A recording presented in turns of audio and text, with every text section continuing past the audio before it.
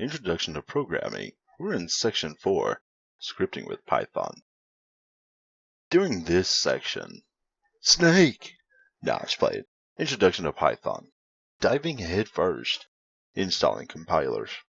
Strings, Part 1. We'll explore output strings. Then we'll get into strings, Part 2. Input strings. Loop-de-loop. Using loops. And then finally, declaring variables.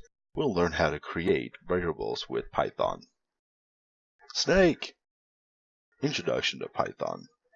Python had originally been created back in the late 1980s, and then was implemented in December of 1989.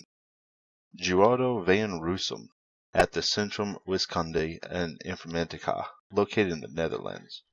This language was intended as a successor to the ABC language that was capable of exception handling and interface. Original, Python was designed for the operating system Omeba.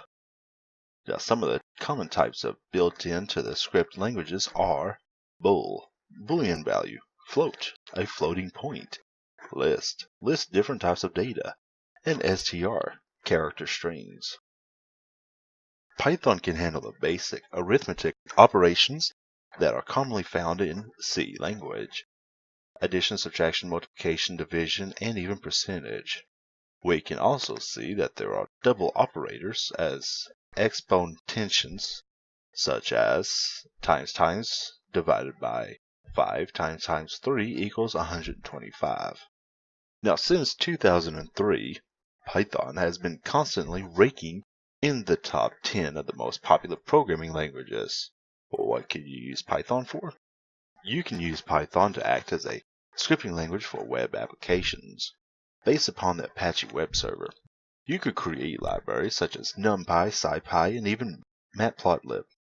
These are libraries that covers several aspects of the mathematics. Python is also a choice for 3D parametric modular, FreeCAD, and 3ds Max, Blender, as well as several other 3D programs and game engines. Yes, you can build video games with Python.